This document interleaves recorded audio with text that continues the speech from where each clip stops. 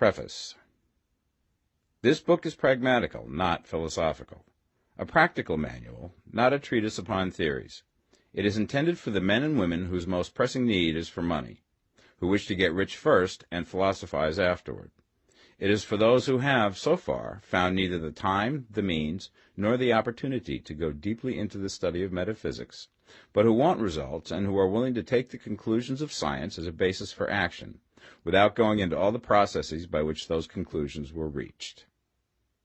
It is expected that the reader will take the fundamental statements upon faith, just as he would take statements concerning a law of electrical action if they were promulgated by a Marconi or an Edison, and, taking the statements upon faith, that he will prove their truth by acting upon them without fear or hesitation. Every man or woman who does this will certainly get rich, for the science herein applied is an exact science, and failure is impossible. For the benefit, however, of those who wish to investigate philosophical theories and so secure a logical basis for faith, I will here cite certain authorities.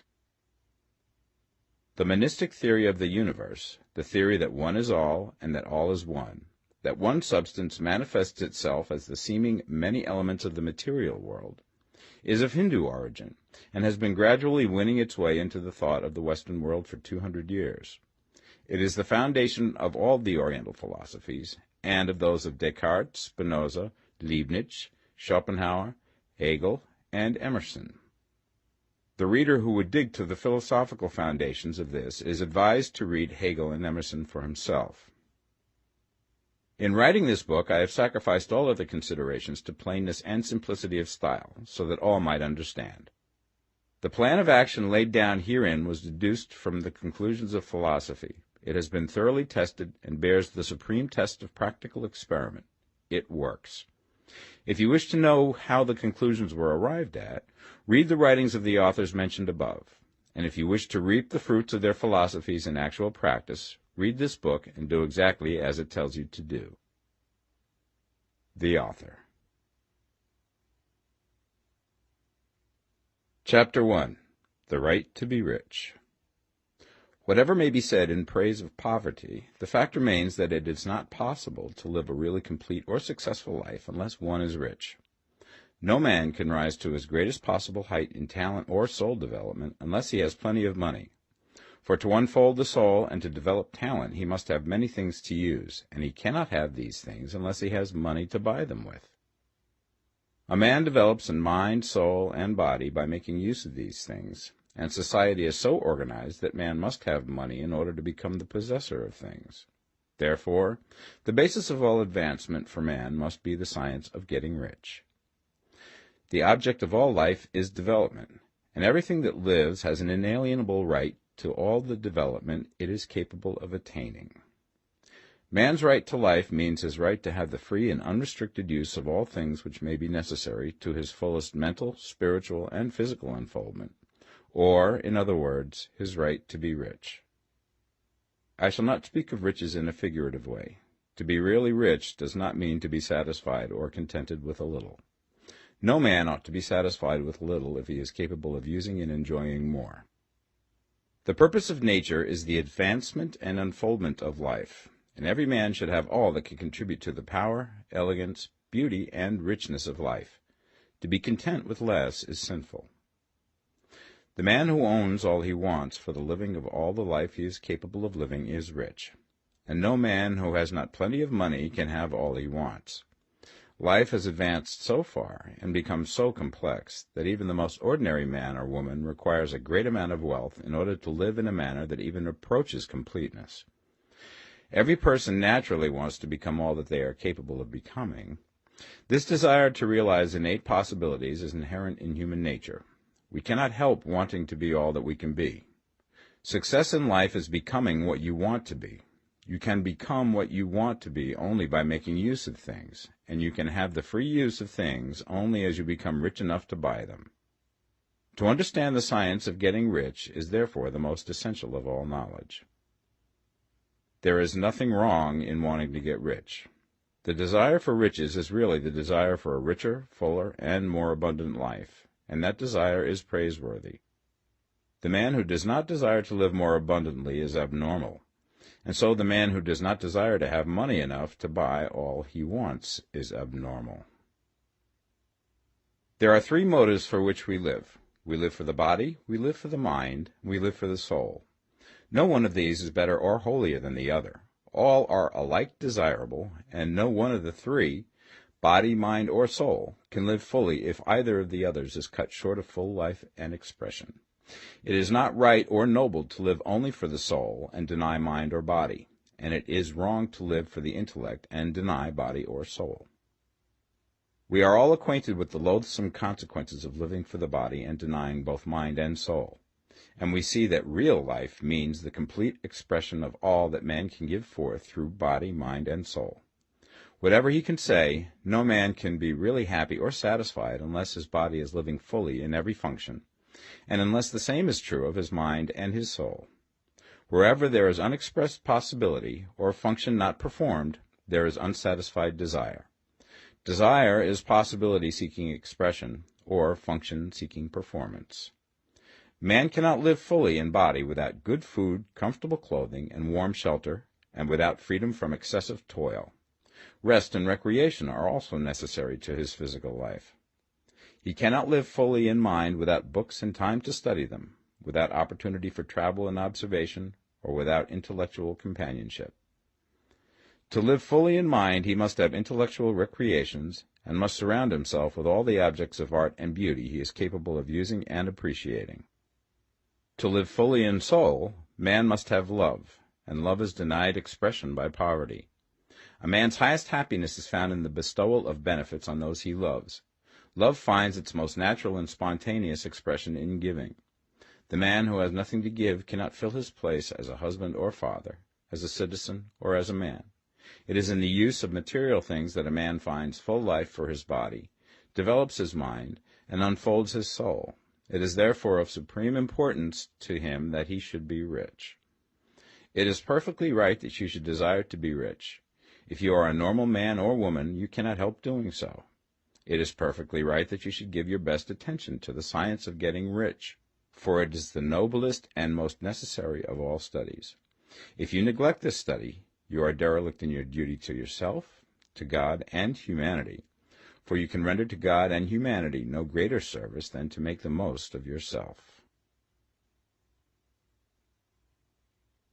Chapter 2. There is a science of getting rich. There is a science of getting rich, and it is an exact science, like algebra or arithmetic. There are certain laws which govern the process of acquiring riches. Once these laws are learned and obeyed by any man, he will get rich with mathematical certainty. The ownership of money and property comes as a result of doing things in a certain way. Those who do things in this certain way, whether on purpose or accidentally, get rich, while those who do not do things in this certain way, no matter how hard they work or how able they are, remain poor. It is a natural law that like causes always produce like effects, and therefore any man or woman who learns to do things in this certain way will infallibly get rich. That the above statement is true is shown by the following facts. Getting rich is not a matter of environment, for if it were, all the people in certain neighborhoods would become wealthy. The people of one city would all be rich, while those of other towns would all be poor. Or the inhabitants of one state would roll in wealth, and those of an adjoining state would be in poverty. But everywhere we see rich and poor living side by side, in the same environment, and often engaged in the same vocations. When two men are in the same locality and in the same business, and one gets rich while the other remains poor, it shows that getting rich is not primarily a matter of environment. Some environments may be more favorable than others, but when two men in the same business are in the same neighborhood, and one gets rich while the other fails, it indicates that getting rich is the result of doing things in a certain way. And further, the ability to do things in this certain way is not due solely to the possession of talent, for many people who have great talent remain poor, while others who have very little talent get rich. Studying the people who have gotten rich, we find that they are an average lot in all respects, having no greater talents and abilities than other men. It is evident that they do not get rich because they possess talents and abilities that other men have not, but because they happen to do things in a certain way. Getting rich is not the result of saving or thrift. Many very penurious people are poor, while free spenders often get rich. Nor is getting rich due to doing things which others fail to do. For two men in the same business often do almost exactly the same things, and one gets rich while the other remains poor or becomes bankrupt. From all these things, we must come to the conclusion that getting rich is the result of doing things in a certain way. If getting rich is the result of doing things in a certain way, then any man or woman who can do things in that way can become rich, and the whole matter is brought within the domain of exact science. The question arises here whether this certain way may not be so difficult that only a few may follow it. This cannot be true, as we have seen, so far as natural ability is concerned. Talented people get rich, and blockheads get rich. Intellectually brilliant people get rich, and very stupid people get rich. Physically strong people get rich, and weak and sickly people get rich. Some degree of ability to think and understand is, of course, essential. But insofar natural ability is concerned, any man or woman who has sense enough to read and understand these words can certainly get rich. Also, we have seen that it is not a matter of environment. Location counts for something. One would not go to the heart of the Sahara and expect to do successful business. Getting rich involves the necessity of dealing with men and of being where there are people to deal with. And if these people are inclined to deal in the way that you want to deal, so much the better. But that is about as far as environment goes. If anybody else in your town can get rich, so can you. And if anybody else in your state can get rich, so can you. Again, it is not a matter of choosing some particular business or profession. People get rich in every business and in every profession, while their next-door neighbors in the same vocation remain in poverty. It is true that you will do best in a business which you like and which is congenial to you. And if you have certain talents which are well developed, you will do best in a business which calls for the exercise of those talents. Also, you will do best in a business which is suited to your locality. An ice cream parlor would do better in a warm climate than in Greenland, and a salmon fishery will succeed better in the Northwest than in Florida, where there are no salmon. But aside from these general limitations, getting rich is not dependent upon your engaging in some particular business, but upon your learning to do things in a certain way. If you are now in business and anybody else in your locality is getting rich in the same business, while you are not getting rich, it is because you are not doing things in the same way that the other person is doing them. No one is prevented from getting rich by lack of capital. True, as you get capital, the increase becomes more easy and rapid, but one who has capital is already rich and does not need to consider how to become so. No matter how poor you may be, if you begin to do things in a certain way, you will begin to get rich, and you will begin to have capital. The getting of capital is a part of the process of getting rich, and it is a part of the result which invariably follows the doing of things in the certain way. You may be the poorest man on the continent and be deeply in debt. You may have neither friends, influence, nor resources, but if you begin to do things in this way, you must infallibly begin to get rich, for the like causes must produce like effects. If you have no capital, you can get capital. If you're in the wrong business, you can get into the right business. If you're in the wrong location, you can go to the right location, and you can do so by beginning in your present business and in your present location to do things in the certain way which causes success.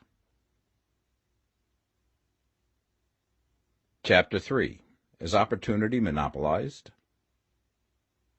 No man is kept poor because opportunity has been taken away from him, because other people have monopolized the wealth and have put a fence around it.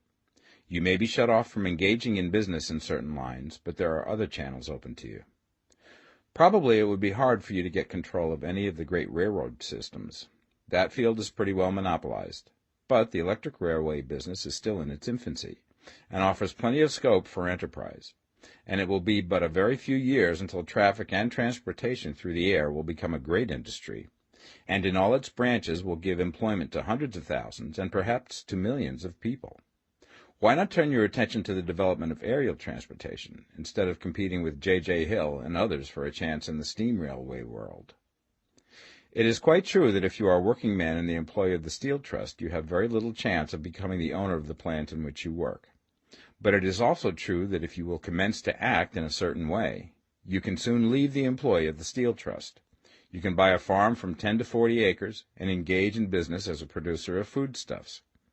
There is great opportunity at this time for men who will live upon small tracts of land and cultivate the same intensively, Such men will certainly get rich. You may say that it is impossible for you to get the land, but I'm going to prove to you that it is not impossible, and that you can certainly get a farm if you will go to work in a certain way.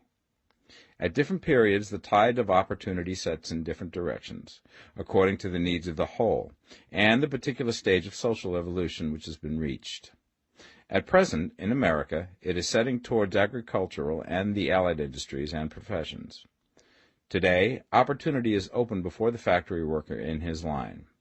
It is open before the businessman who supplies the farmer more than before the one who supplies the factory worker, and before the professional man who waits upon the farmer more than before the one who serves the working class. There is an abundance of opportunity for the man who will go with the tide instead of trying to swim against it. So the factory workers, either as individuals or as a class, are not deprived of opportunity. The workers are not being kept down by their masters. They are not being ground by the trusts and combinations of capital. As a class, they are where they are because they do not do things in a certain way. If the workers of America chose to do so, they could follow the example of their brothers in Belgium and other countries and establish great department stores and cooperative industries. They could elect men of their own class to office and pass laws favoring the development of such cooperative industries, and in a few years they could take peaceable possession of the industrial field. The working class may become the master class whenever they will begin to do things in a certain way. The law of wealth is the same for them as it is for all others. This they must learn, and they will remain where they are as long as they continue to do as they do. The individual worker, however, is not held down by the ignorance or the mental slothfulness of his class. He can follow the tide of opportunity to riches, and this book will tell him how. No one is kept in poverty by a shortness in the supply of riches. There is more than enough for all. A palace as large as the Capitol in Washington might be built for every family on earth from the building material in the United States alone, and under intensive cultivation, this country would produce wool, cotton, linen, and silk enough to clothe each person in the world finer than Solomon was arrayed in all his glory, together with food enough to feed them all luxuriously. The visible supply is practically inexhaustible, and the invisible supply really is inexhaustible. Everything you see on earth is made from one original substance, out of which all things proceed. New forms are constantly being made, and older ones are dissolving, but all are shapes assumed by one thing. There is no limit to the supply of formless stuff or original substance. The universe is made out of it, but it was not all used in making the universe. The spaces in, through, and between the forms of the visible universe are permeated and filled with the original substance, with the formless stuff, with the raw material of all things. 10,000 times as much has been made might still be made, and even then we should not have exhausted the supply of universal raw material. No man, therefore, is poor because nature is poor, or because there is not enough to go around. Nature is an inexhaustible storehouse of riches. The supply will never run short. Original substance is alive with creative energy and is constantly producing more forms. When the supply of building material is exhausted, more will be produced. When the soil is exhausted so that foodstuffs and materials for clothing will no longer grow upon it, it will be renewed or more soil will be made. When all the gold and silver has been dug from the earth, if man is still in such a stage of social development that he needs gold and silver, more will be produced from the formless. The formless stuff responds to the needs of man. It will not let him be without any good thing. This is true of man collectively. The race as a whole is always abundantly rich, and if individuals are poor, it is because they do not follow the certain way of doing things which makes the individual man rich. The formless stuff is intelligent. It is stuff which thinks. It is alive, and is always impelled towards more life. It is the natural and inherent impulse of life to seek to live more. It is the nature of intelligence to enlarge itself, and of consciousness to seek to extend its boundaries and find fuller expression. The universe of forms has been made by formless living substance, throwing itself into form in order to express itself more fully. The universe is a great living presence, always moving inherently towards more life and fuller functioning. Nature is formed for the advancement of life. Its impelling motive is the increase of life. For this cause, everything which can possibly minister to life is bountifully provided. There can be no lack unless God is to contradict himself and nullify his own works. You are not kept poor by lack in the supply of riches. It is a fact which I shall demonstrate a little further on, that even the resources of the formless supply are at the command of the man or woman who will act and think in a certain way. Chapter 4. The first principle in the science of getting rich. Thought is the only power which can produce tangible riches from the formless substance. The stuff from which all things are made is a substance which thinks, and a thought of form in this substance produces the form. Original substance moves according to its thoughts. Every form and process you see in nature is the visible expression of a thought in original substance. As the formless stuff thinks of a form, it takes that form. As it thinks of a motion, it makes that motion. That is the way all things were created. We live in a thought world, which is part of a thought universe.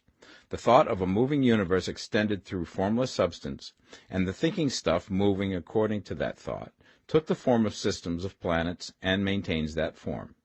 Thinking substance takes the form of its thought and moves according to that thought. Holding the idea of a circling system of suns and worlds, it takes the form of these bodies and moves them as it thinks. Thinking the form of a slow-growing oak tree, it moves accordingly and produces the tree, though centuries may be required to do the work. In creating, the formless seems to move according to the lines of motion it has established. The thought of an oak tree does not cause the instant formation of a full-grown tree, but it does start in motion the forces which will produce the tree, along established lines of growth. Every thought of form held in thinking substance causes the creation of the form, but always, or at least generally, along lines of growth and action already established. The thought of a house of a certain construction, if it were impressed upon formless substance, might not cause the instant formation of the house, but it would cause the turning of creative energies already working in trade and commerce into such channels as to result in the speedy building of the house. And if there were no existing channels through which the creative energy could work, then the house would be formed directly from primal substance, without waiting for the slow processes of the organic and inorganic world. No thought of form can be impressed upon original substance without causing the creation of the form. Man is a thinking center and can originate thought. All the forms that man fashions with his hands must first exist in his thought.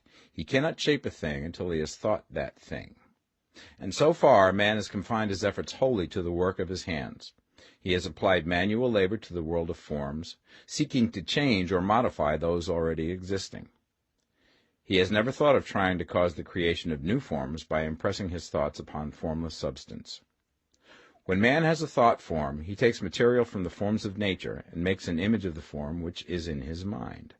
He has so far made little or no effort to cooperate with formless intelligence, to work with the Father.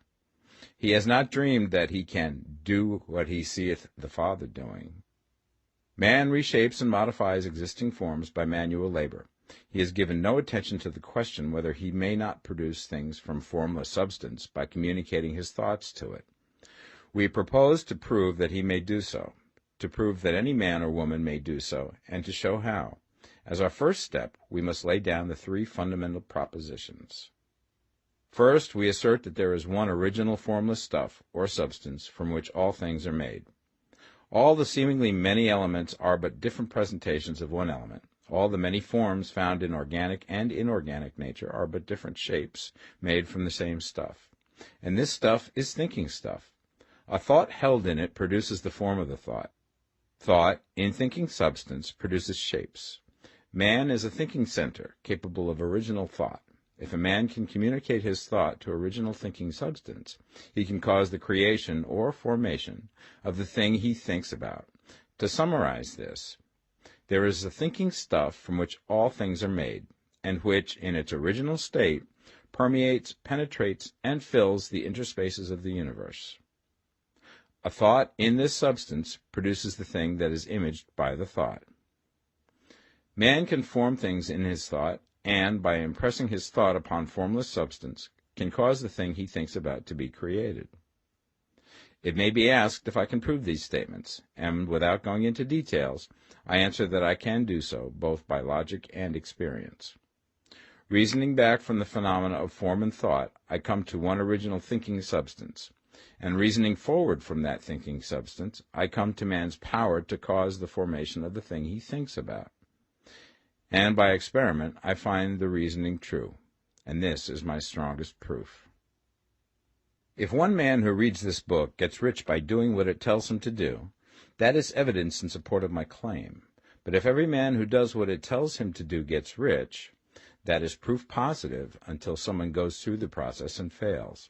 The theory is true until the process fails, and this process will not fail.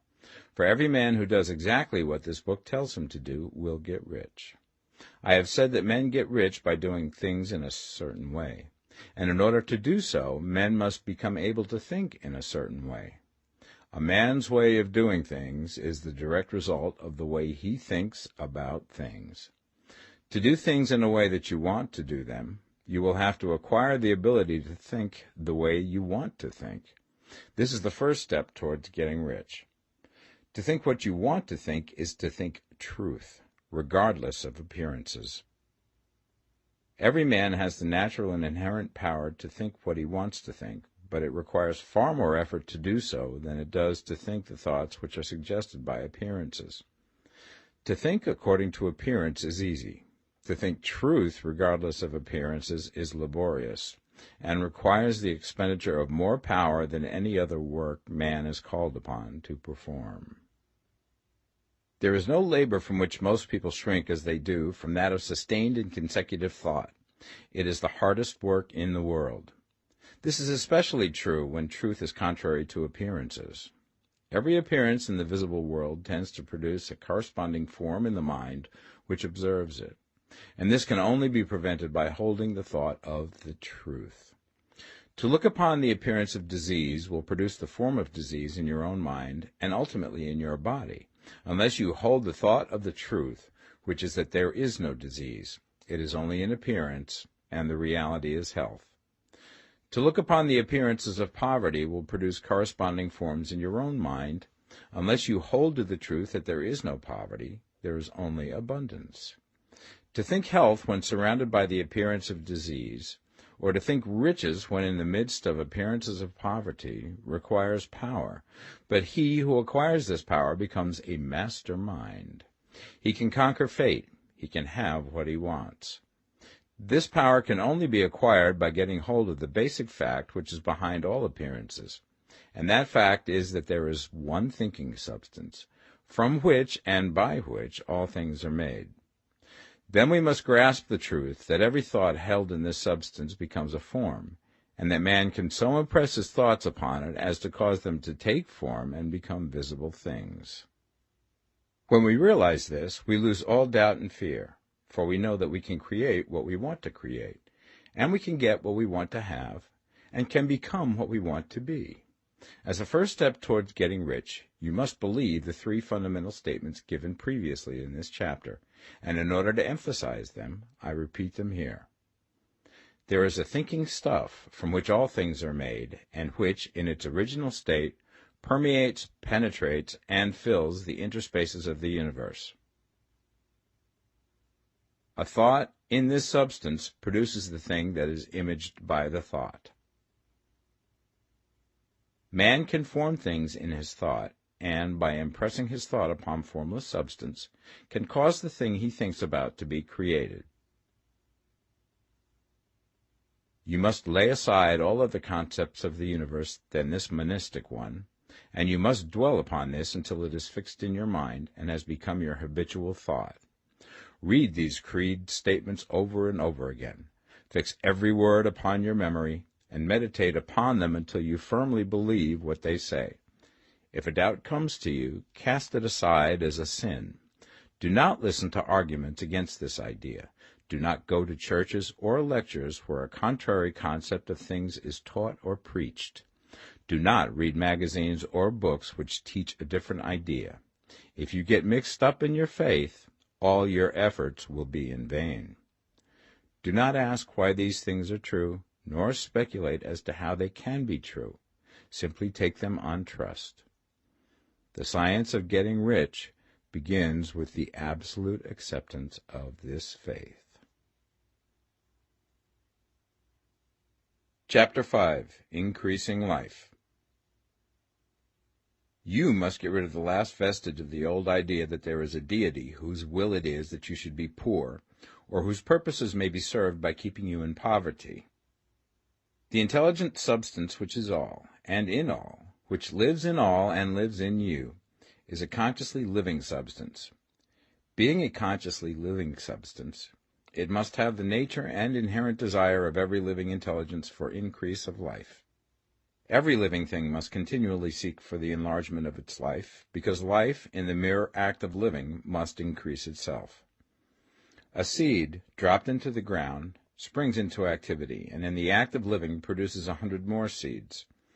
Life, by living, multiplies itself. It is forever becoming more. It must do so if it continues to be at all. Intelligence is under the same necessity for continuous increase. Every thought we think makes it necessary for us to think another thought. Consciousness is continually expanding. Every fact we learn leads us to the learning of another fact. Knowledge is continually increasing. Every talent we cultivate brings to the mind the desire to cultivate another talent. We are subject to the urge of life, seeking expression, which ever drives us on to know more, to do more, and to be more. In order to know more, do more, and be more, we must have more.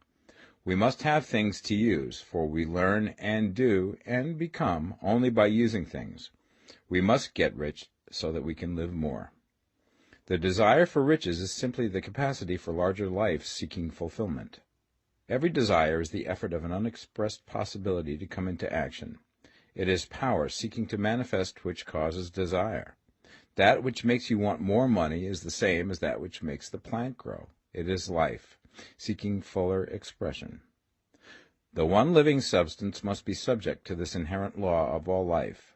It is permeated with the desire to live more. That is why it is under the necessity of creating things. The one substance desires to live more in you. Hence, it wants you to have all the things you can use. It is the desire of God that you should get rich. He wants you to get rich because he can express himself better through you if you have plenty of things to use in giving him expression. He can live more in you if you have unlimited command of the means of life. The universe desires you to have everything you want to have. Nature is friendly to your plans. Everything is naturally for you. Make up your mind that this is true. It is essential, however, that your purpose should harmonize with the purpose that is in all. You must want real life, not mere pleasure of sensual gratification. Life is the performance of function, and the individual really lives only when he performs every function, physical, mental, and spiritual, of which he is capable, without excess in any. You do not want to get rich in order to live swinishly, for the gratification of animal desires. That is not life. But the performance of every physical function is a part of life, and no one lives completely who denies the impulses of the body a normal and healthful expression. You do not want to get rich solely to enjoy mental pleasures, to get knowledge, to gratify ambition, to outshine others, to be famous. All these are a legitimate part of life, but the man who lives for the pleasures of the intellect alone will only have a partial life, and he will never be satisfied with his lot. You do not want to get rich solely for the good of others, to lose yourself for the salvation of mankind, to experience the joys of philanthropy and sacrifice. The joys of the soul are only a part of life, and they are no better or nobler than any other part. You want to get rich in order that you may eat, drink, and be merry when it is time to do these things, in order that you may surround yourself with beautiful things, see distant lands, feed your mind, and develop your intellect, in order that you may love men and do kind things, and be able to play a good part in helping the world to find truth. But remember that extreme altruism is no better and no nobler than extreme selfishness. Both are mistakes. Get rid of the idea that God wants you to sacrifice yourself for others, and that you can secure his favor by doing so. God requires nothing of the kind. What he wants is that you should make the most of yourself, for yourself and for others, and you can help others more by making the most of yourself than in any other way. You can make the most of yourself only by getting rich, so it is right and praiseworthy that you should give your first and best thought to the work of acquiring wealth. Remember, however, that the desire of substance is for all, and its movements must be for more life to all. It cannot be made to work for less life to any, because it is equally in all, seeking riches and life. Intelligent substance will make things for you, but it will not take things away from someone else and give them to you. You must get rid of the thought of competition. You are to create, not to compete for what is already created. You do not have to take anything away from anyone. You do not have to drive sharp bargains. You do not have to cheat or to take advantage. You do not need to let any man work for you for less than he earns. You do not have to covet the property of others or to look at it with wishful eyes. No man has anything of which you cannot have the like, and that without taking what he has away from him. You are to become a creator, not a competitor. You are going to get what you want, but in such a way that when you get it, every other man will have more than he has now. I am aware that there are men who get a vast amount of money by proceeding in direct opposition to the statements in the paragraph above, and may add a word of explanation here. Men of the plutocratic type, who become very rich, do so sometimes purely by their extraordinary ability on the plane of competition, and sometimes they unconsciously relate themselves to substance and its great purposes and movements for the general racial upbuilding through industrial evolution. Rockefeller, Carnegie, Morgan, et al. Have been the unconscious agents of the supreme in the necessary work of systematizing and organizing productive industry, and, in the end, their work will contribute immensely towards increased life for all. Their day is nearly over. They have organized production, and will soon be succeeded by the agents of the multitude, who will organize the machinery of distribution. The multimillionaires are like the monster reptiles of the prehistoric eras. They play a necessary part in the evolutionary process, but the same power which produced them will dispose of them, and it is well to bear in mind that they have never been really rich. A record of the private lives of most of this class will show that they have really been the most abject and wretched of the poor. Riches secured on the competitive plane are never satisfactory and permanent. They are yours today and another's tomorrow. Remember, if you are to become rich in a scientific and certain way, you must rise entirely out of the competitive thought. You must never think for a moment that the supply is limited.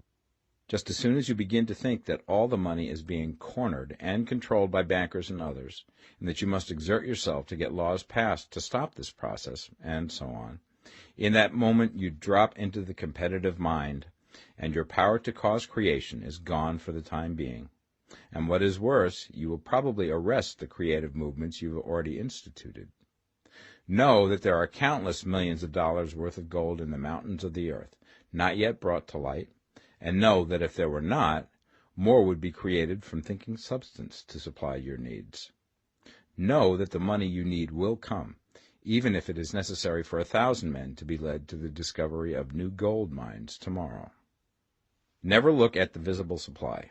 Look always at the limitless riches in formless substance, and know that they are coming to you as fast as you can receive and use them. Nobody, by cornering the visible supply, can prevent you from getting what is yours. So never allow yourself to think for an instant that all the best building spots will be taken before you get ready to build your house, unless you hurry. Never worry about the trusts and combines, and get anxious for fear that they will soon come to own the whole earth. Never get afraid that you will lose what you want because some other person beat you to it. That cannot possibly happen. You are not seeking anything that is possessed by anybody else. You are causing what you want to be created from formless substance, and the supply is without limits. Stick to the formulated statement. There is a thinking stuff from which all things are made, and which, in its original state, permeates, penetrates, and fills the interspaces of the universe. A thought in this substance produces the thing that is imaged by the thought. Man can form things in his thought, and by impressing his thought upon formless substance, can cause the thing he thinks about to be created. Chapter 6. How Riches Come to You. When I say that you do not have to drive sharp bargains, I do not mean that you do not have to drive any bargains at all, or that you are above the necessity for having any dealings with your fellow men. I mean that you will not need to deal with them unfairly. You do not have to get something for nothing, but can give to every man more than you take from him. You cannot give every man more in cash market value than you take from him, but you can give him more in use value than the cash value of the thing you take from him. The paper, ink, and other material in this book may not be worth the money you pay for it, but if the ideas suggested by it bring you thousands of dollars, you have not been wronged by those who sold it to you.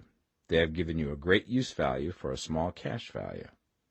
Let us suppose that I own a picture by one of the great artists, which in any civilized community is worth thousands of dollars. I take it to Baffin Ray, and by salesmanship induce an Eskimo to give a bundle of furs worth $500 for it. I have really wronged him, for he has no use for the picture. It has no value to him. It will not add to his life. But suppose I give him a gun worth $50 for his furs. Then he has made a good bargain. He has use for the gun. It will get him many more furs and much food. It will add to his life in every way. It will make him rich. When you rise from the competitive to the creative plane, you can scan your business transactions very strictly, and if you are selling any man anything which does not add more to his life than the thing he gives you in exchange, you can afford to stop it. You do not have to beat anybody in business, and if you are in a business which does beat people, get out of it at once. Give every man more in use value than you take from him in cash value. Then you are adding to the life of the world by every business transaction. If you have people working for you, you must take from them more in cash value than you pay them in wages. But you can so organize your business that it will be filled with the principle of advancement, and so that each employee who wishes to do so may advance a little every day. You can make your business do for your employees what this book is doing for you. You can so conduct your business that it will be a sort of ladder, by which every employee who will take the trouble may climb to riches himself, and, given the opportunity, if he will not do so, it is not your fault. And finally, because you are to cause the creation of your riches from formless substance which permeates all your environment, it does not follow that they are to take shape from the atmosphere and come into being before your eyes. If you want a sewing machine, for instance, I do not mean to tell you that you are to impress the thought of a sewing machine on thinking substance until the machine is formed without hands, in the room where you sit or elsewhere. But if you want a sewing machine, hold the mental image of it with the most positive certainty that it is being made, or is on its way to you. After once forming the thought, have the most absolute and unquestioning faith that the sewing machine is coming. Never think of it, or speak of it, in any other way than as being sure to arrive. Claim it as already yours. It will be brought to you by the power of the Supreme Intelligence, acting upon the minds of men. If you live in Maine, it may be that a man will be brought from Texas or Japan to engage in some transaction which will result in your getting what you want. If so, the whole matter will be as much to that man's advantage as it is to yours. Do not forget for a moment that the thinking substance is through all, in all, communicating with all, and can influence all. The desire of thinking substance for a fuller life and better living has caused the creation of all the sewing machines already made, and it can cause the creation of millions more, and will, whenever men set it in motion by desire and faith, and by acting in a certain way. You can certainly have a sewing machine in your house, and it is just as certain that you can have any other thing or things which you want, and which you will use for the advancement of your own life and the lives of others. You need not hesitate about asking largely. It is your Father's pleasure to give you the kingdom, said Jesus. Original substance wants to live all that is possible in you, and wants you to have all that you can or will use for the living of the most abundant life. If you fix upon your consciousness the fact that the desire you feel for the possession of riches is one with the desire of omnipotence for more complete expression, your faith becomes invincible. Once I saw a little boy sitting at a piano, and vainly tried to bring harmony out of the keys, and I saw that he was grieved and provoked by his inability to play real music. I asked him the cause of his vexation, and he answered, "I can feel the music in me, but I can't make my hands go right." The music in him was the urge of original substance, containing all the possibilities of all life. All that there is of music was seeking expression through the child. God, the one substance, is trying to live and do and enjoy things through humanity. He is saying, I want hands to build wonderful structures, to play divine harmonies, to paint glorious pictures. I want feet to run my errands, eyes to see my beauties, tongues to tell mighty truths and to sing marvelous songs, and so on. All that there is of possibility is seeking expression through men. God wants those who can play music to have pianos and every other instrument, and to have the means to cultivate their talents to the fullest extent. He wants those who can appreciate beauty to be able to surround themselves with beautiful things. He wants those who can discern truth to have every opportunity to travel and observe. He wants those who can appreciate dress to be beautifully clothed, and those who can appreciate good food to be luxuriously fed. He wants all these things because it is himself that enjoys and appreciates them. It is God who wants to play and sing and enjoy beauty and proclaim truth and wear fine clothes and eat good food. It is God that worketh in you to will and to do, said Paul. The desire you feel for riches is the infinite, seeking to express himself in you as he sought to find expression in the little boy at the piano. So you need not hesitate to ask largely. Your part is to focalize and express the desire to God. This is a difficult point with most people. They retain some of the old idea that poverty and self-sacrifice are pleasing to God. They look upon poverty as a part of the plan, a necessity of nature. They have the idea that God has finished his work and made all that he can make, and that the majority of men must stay poor because there is not enough to go around. They hold to so much of this erroneous thought that they feel ashamed to ask for wealth. They try not to want more than a very modest competence, just enough to make them fairly comfortable. I recall now the case of one student who was told that he must get in mind a clear picture of the things he desired, so that the creative thought of them might be impressed upon formless substance. He was a very poor man, living in a rented house, and having only what he earned from day to day, and he could not grasp the fact that all wealth was his. So, after thinking the matter over, he decided that he might reasonably ask for a new rug for the floor of his best room, and an anthracite coal stove to heat the house during the cold weather. Following the instructions given in this book, he obtained these things in a few months, and then it dawned upon him that he had not asked enough. He went through the house in which he lived, and planned all the improvements he would like to make in it. He mentally added a bay window here and a room there, until it was complete in his mind as an ideal home, and then he planned its furnishings. Holding the whole picture in his mind, he began living in the certain way, and moving towards what he wanted, and he now owns the house, and is rebuilding it after the form of his mental image. And now, with still larger faith, he is going to get greater things. It has been unto him according to his faith, and it is so with you and with all of us. Chapter 7. Gratitude. The illustrations given in the last chapter will have conveyed the fact that the first step towards getting rich is to convey the idea of your wants to the formless substance. This is true, and you will see that in order to do so, it becomes necessary to relate yourself to the formless intelligence in a harmonious way. To secure this harmonious relation is a matter of such primary and vital importance that I shall give some space to its discussion here, and give you instructions which, if you will follow them, will be certain to bring you into perfect unity of mind with God. The whole process of mental adjustment and atonement can be summed up in one word: gratitude. First, you believe that there is one intelligent substance from which all things proceed.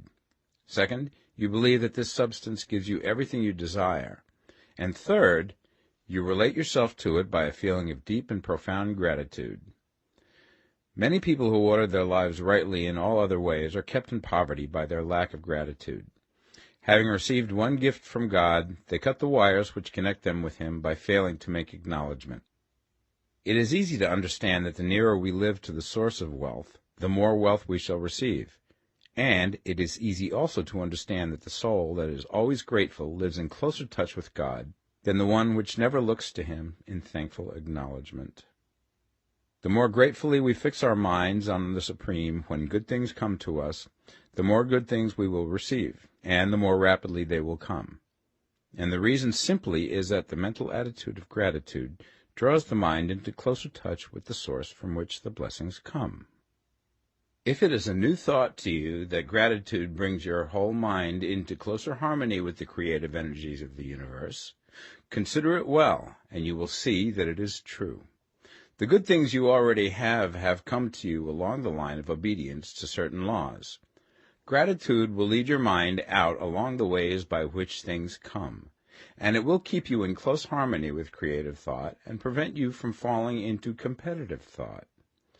Gratitude alone can keep you looking toward the all, and prevent you from falling into the error of thinking of the supply as limited, and to do that would be fatal to your hopes. There is a law of gratitude, and it is absolutely necessary that you should observe the law if you are to get the results you seek. The law of gratitude is the natural principle that action and reaction are always equal, and in opposite directions. The grateful outreaching of your mind in thankful praise to the Supreme is a liberation or expenditure of force. It cannot fail to reach that to which it is addressed, and the reaction is an instantaneous movement towards you. Draw nigh unto God, and he will draw nigh unto you. That is a statement of psychological truth. And if your gratitude is strong and constant, the reaction in formless substance will be strong and continuous. The movement of the things you want will always be towards you. Notice the grateful attitude that Jesus took, how he always seemed to be saying, I thank thee, Father, that thou hearest me. You cannot exercise much power without gratitude, for it is gratitude that keeps you connected with power. But the value of gratitude does not consist solely in getting you more blessings in the future. Without gratitude, you cannot long keep from dissatisfied thought regarding things as they are. The moment you permit your mind to dwell with dissatisfaction upon things as they are, you begin to lose ground. You fix attention upon the common, the ordinary, the poor, and the squalid and mean, and your mind takes the form of these things. Then you will transmit these forms or mental images to the formless, and the common, the poor, the squalid, and mean will come to you. To permit your mind to dwell upon the inferior is to become inferior, and to surround yourself with inferior things. On the other hand, to fix your attention on the best is to surround yourself with the best, and to become the best. The creative power within us makes us into the image of that to which we give our attention. We are thinking substance, and thinking substance always takes the form of that which it thinks about. The grateful mind is constantly fixed upon the best. Therefore it tends to become the best. It takes the form or character of the best and will receive the best. Also, faith is born of gratitude.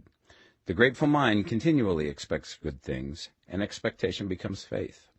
The reaction of gratitude upon one's own mind produces faith, and every outgoing wave of grateful thanksgiving increases faith. He who has no feeling of gratitude cannot long retain a living faith, and without a living faith you cannot get rich by the creative method, as we shall see in the following chapters. It is necessary, then, to cultivate the habit of being grateful for every good thing that comes to you, and to give thanks continuously. And because all things have contributed to your advancement, you should include all things in your gratitude. Do not waste time thinking or talking about the shortcomings or wrong actions of plutocrats or trust magnates. Their organization of the world has made your opportunity. All you get really comes to you because of them. Do not rage against corrupt politicians. If it were not for politicians, we should fall into anarchy, and your opportunity would be greatly lessened. God has worked a long time and very patiently to bring us up to where we are in industry and government, and he is going right on with his work. There is not the least doubt that he will do away with plutocrats, trust magnates, captains of industry, and politicians as soon as they can be spared. But in the meantime, behold, they are all very good. Remember that they are all helping to arrange the lines of transmission along which your riches will come to you, and be grateful to them all. This will bring you into harmonious relations with the good in everything, and the good in everything will move toward you.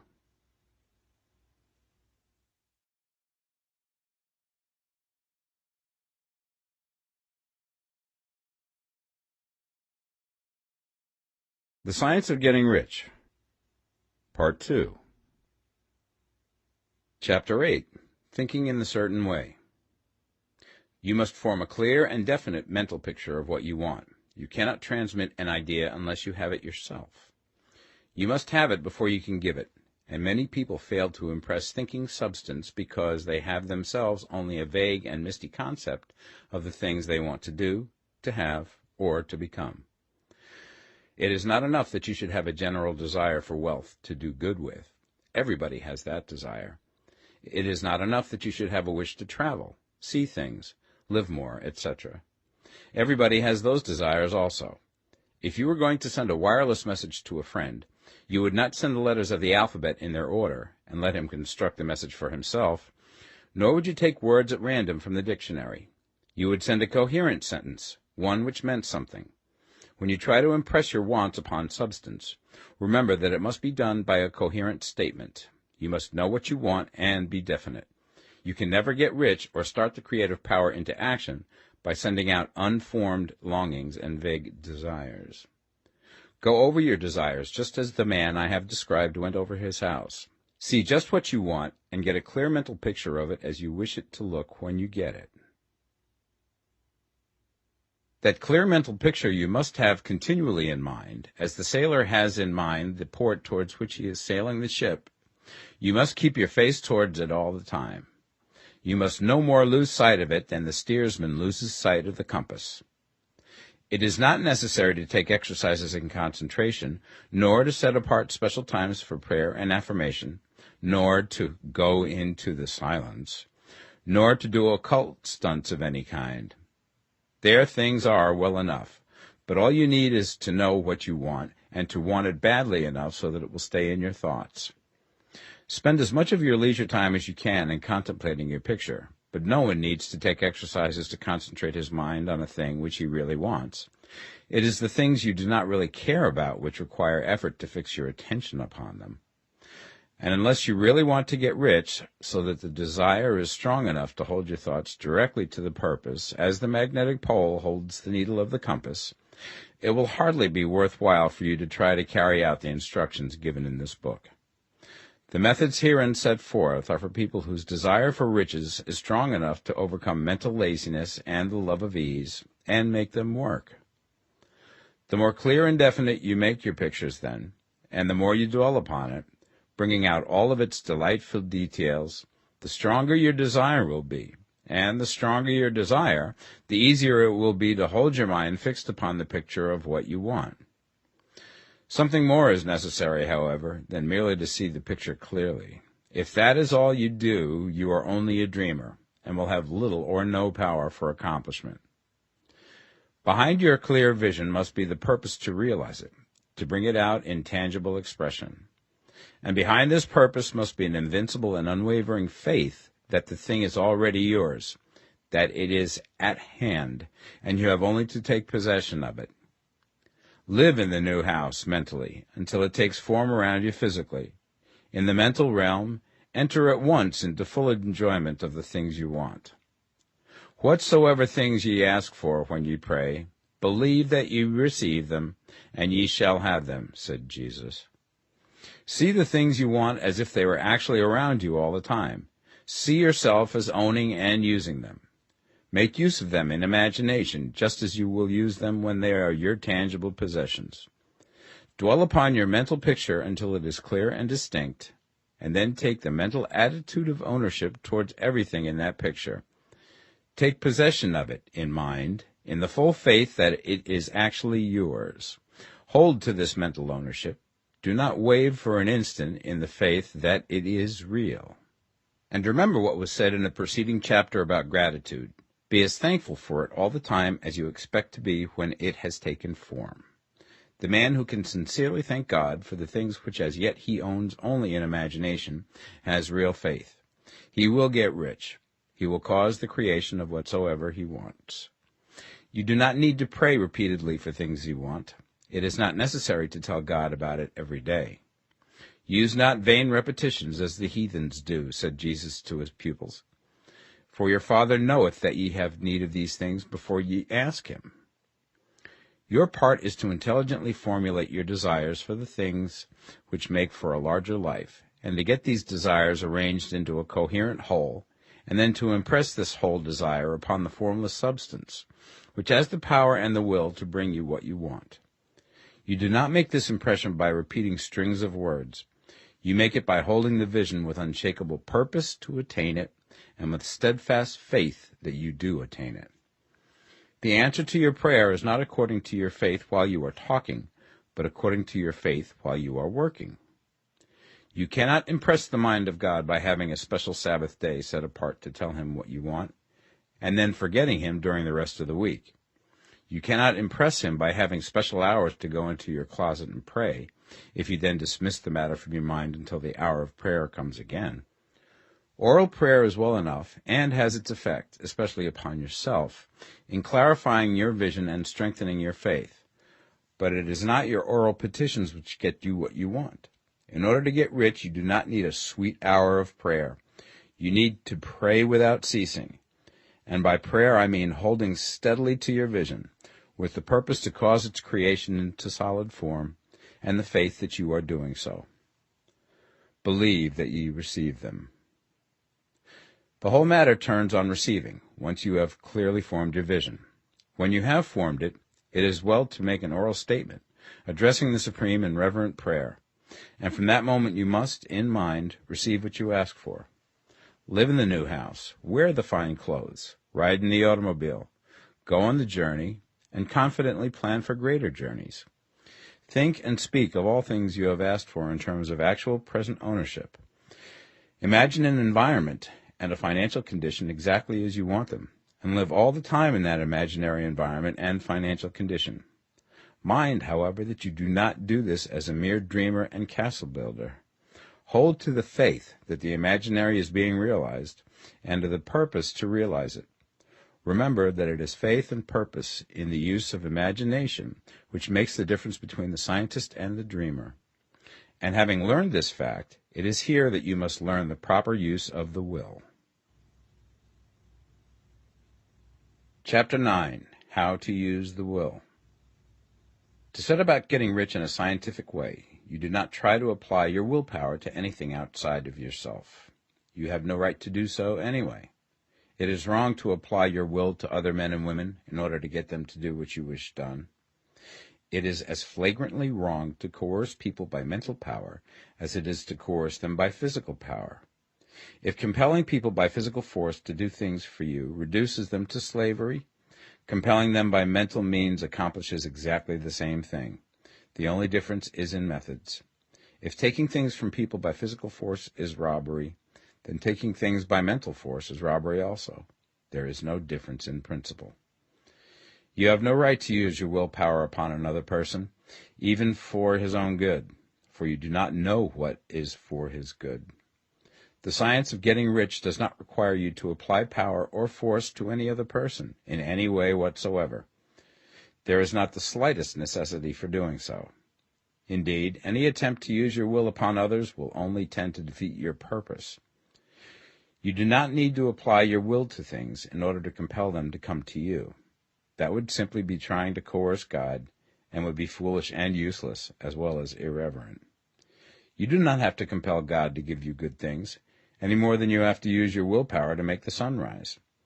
You do not have to use your willpower to conquer an unfriendly deity, or to make stubborn and rebellious forces do your bidding. Substance is friendly to you, and is more anxious to give you what you want than you are to get it. To get rich, you need only to use your willpower upon yourself. When you know what to think and do, then you must use your will to compel yourself to think and do the right things. That is the legitimate use of the will in getting what you want, to use it in holding yourself to the right course. Use your will to keep yourself thinking and acting in the certain way. Do not try to project your will or thoughts or your mind out into space to act on things or people. Keep your mind at home. It can accomplish more there than elsewhere. Use your mind to form a mental image of what you want and to hold that vision with faith and purpose, and use your will to keep your mind working in the right way. The more steady and continuous your faith and purpose, the more rapidly you will get rich, because you will make only positive impressions upon substance, and you will not neutralize or offset them by negative impressions. The picture of your desires, held with faith and purpose, is taken up by the formless, and permeates it to great distances throughout the universe, for all I know. As this impression spreads, all things are set moving towards its realizations. Every living thing, every inanimate thing, and the things yet uncreated, are stirred towards bringing into being that which you want. All forces begin to be exerted in that direction. All things begin to move towards you. The minds of people everywhere are influenced towards doing the things necessary to the fulfilling of your desires, and they work for you unconsciously. But you can check all this by starting a negative impression in the formless substance. Doubt or unbelief is as certain to start a movement away from you as faith and purpose are to start one toward you. It is by not understanding this that most people who try to make use of mental science in getting rich make their failure. Every hour and moment you spend in giving heeds to doubts and fears. Every hour you spend in worry, every hour in which your soul is possessed by unbelief, sets a current away from you in the whole domain of intelligent substance. All the promises are unto them that believe, and unto them only. Notice how insistent Jesus was upon this point of belief, and now you know the reason why. Since belief is all important, it behooves you to guard your thoughts, and as your beliefs will be shaped to a very great extent by the things you observe and think about, it is important that you should command your attention. And here the will comes into use, for it is by your will that you determine upon what things your attention shall be fixed. If you want to become rich, you must not make a study of poverty. Things are not brought into being by thinking about their opposites. Health is never to be attained by studying disease and thinking about disease. Righteousness is not to be promoted by studying sin and thinking about sin. And no one ever got rich by studying poverty and thinking about poverty. Medicine as a science of disease has increased disease. Religion as a science of sin has promoted sin. And economics as a study of poverty will fill the world with wretchedness and want. Do not talk about poverty. Do not investigate it or concern yourself with it. Never mind what its causes are. You have nothing to do with them. What concerns you is the cure. Do not spend your time in charitable work or charity movements. All charity only tends to perpetuate the wretchedness it aims to eradicate. I do not say that you should be hard-hearted or unkind and refuse to hear the cry of need, but you must not try to eradicate poverty in any of the conventional ways. Put poverty behind you, and put all that pertains to it behind you, and make good. Get rich. That is the best way you can help the poor. And you cannot hold the mental image which is to make you rich if you fill your mind with pictures of poverty. Do not read books or papers which give circumstantial accounts of the wretchedness of the tenement dwellers, of the horrors of child labor, and so on. Do not read anything which fills your mind with gloomy images of want and suffering. You cannot help the poor in the least by knowing about these things, and the widespread knowledge of them does not tend at all to do away with poverty. What tends to do away with poverty is not getting the pictures of poverty into your mind, but getting pictures of wealth into the minds of the poor. You are not deserting the poor in their misery when you refuse to allow your mind to be filled with pictures of that misery. Poverty can be done away with, not by increasing the number of well-to-do people who think about poverty, but by increasing the number of poor people who purpose with faith to get rich. The poor do not need charity, they need inspiration. Charity only sends them a loaf of bread to keep them alive in their wretchedness, or give them an entertainment to make them forget for an hour or two. But inspiration will cause them to rise out of their misery. If you want to help the poor, demonstrate to them that they can become rich. Prove it by getting rich yourself. The only way in which poverty will ever be banished from this world is by getting a large and constantly increasing number of people to practice the teachings of this book. People must be taught to become rich by creation, not by competition. Every man who becomes rich by competition throws down behind him the ladder by which he rises and keeps others down. But every man who gets rich by creation opens a way for thousands to follow him and inspires them to do so. You are not showing hardness of heart or an unfeeling disposition when you refuse to pity poverty, see poverty, read about poverty, or think or talk about it, or to listen to those who do talk about it. Use your willpower to keep your mind off the subject of poverty and to keep it fixed with faith and purpose on the vision of what you want. Chapter 10. Further Use of the Will. You cannot retain a true and clear vision of wealth if you are constantly turning your attention to opposing pictures, whether they be external or imaginary.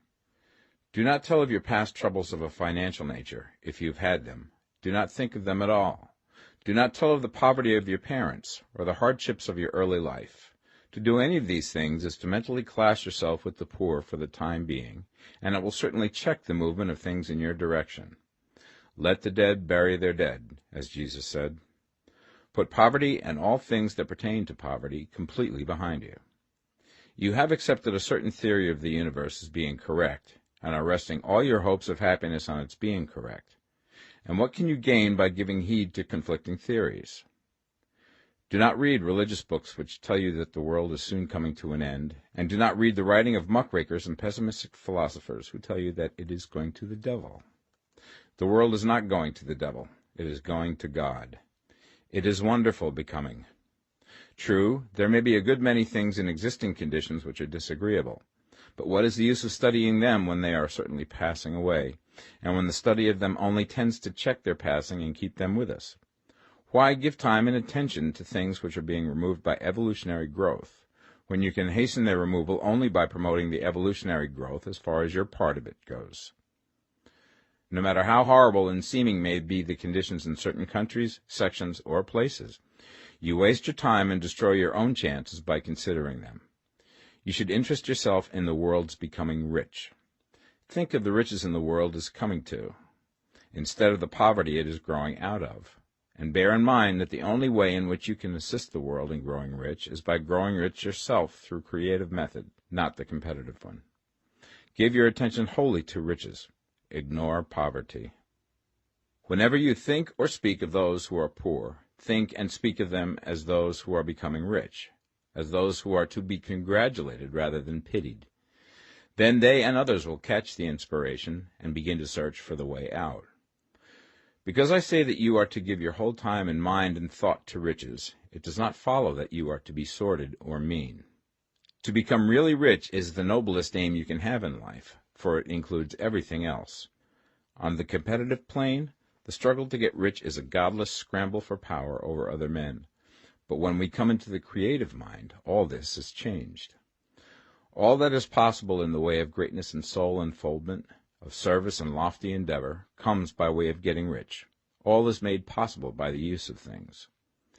If you lack for physical health, you will find that the attainment of it is conditional on you getting rich. Only those who are emancipated from financial worry, and who have the means to live a carefree existence and follow hygienic practices, can have and retain health. Moral and spiritual greatness is possible only to those who are above the competitive battle for existence. And only those who are becoming rich on the plane of creative thought are free from the degrading influences of competition. If your heart is set on domestic happiness, remember that love flourishes best when there is refinement, a high level of thought, and freedom from corrupting influences. And these are to be found only where riches are attained by the exercise of creative thought, without strife or rivalry. You can aim at nothing so great or noble, I repeat, as to become rich, and you must fix your attention upon your mental picture of riches, to the exclusion of all that may tend to dim or obscure the vision. You must learn to see the underlying truth in all things. You must see beneath all seemingly wrong conditions the great one life, ever moving forward towards fuller expression and more complete happiness. It is the truth that there is no such thing as poverty, that there is only wealth. Some people remain in poverty because they are ignorant of the fact that there is wealth for them, and these can best be taught by showing them the way to affluence in your own person and practice.